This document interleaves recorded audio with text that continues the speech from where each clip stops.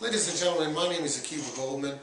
I'm the managing partner of Goldman and Associates, and today I want to talk to you a little bit about a crime that we hear a lot about. It's unfortunate that it happens, but it's a crime and it's called DUI. It's referred to as drunk driving, driving while under the influence of alcohol. Sometimes it's called DWI, driving while intoxicated. In the earlier days of my practice, we had crimes called U-ball, unlawful blood alcohol level, certain other designations for crimes that involve drunk driving. I don't have to tell you how serious drunk driving is and what a blight it is on our society.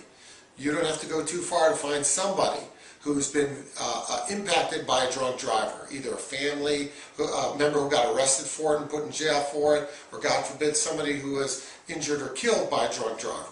We all know the ills of drunk driving. What you've got to know is, if you're charged with drunk driving, you are fighting not only the charge, but all of the societal pressure against drunk driving. You're fighting the prejudices that the court system has against drunk drivers. You're fighting all the mothers against drunk drivers, and every political action group that there ever has been that talks about the dangers of intoxication. When that happens, you've got a serious charge in front of you. And it's very important to know that the person who's representing you is experienced and qualified to handle it. You may not know this, but the penalties for drunk driving vary significantly from city to city. Where you get the charge is going to depend in large measure on whether or not you're going to jail. And if so, how long you're staying.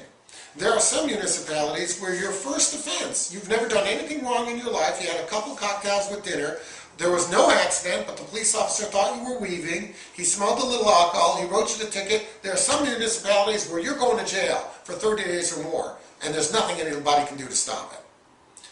On the other hand, we've had people who've been arrested for fourth offense drunk driving who have done no jail time at all. It really depends on a lot of factors. The lawyers who do this kind of work know the factors. They know what's involved in weakening the case to protect you. And what does protect you mean? Does it mean putting you back behind the wheel? Not necessarily.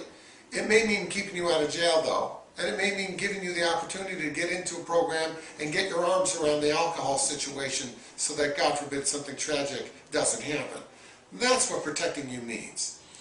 If you have any questions, or you're charged with drunk driving, or your spouse or better half is charged with it, give us a call. We'll be glad to help you out, and we'll put you in the right direction.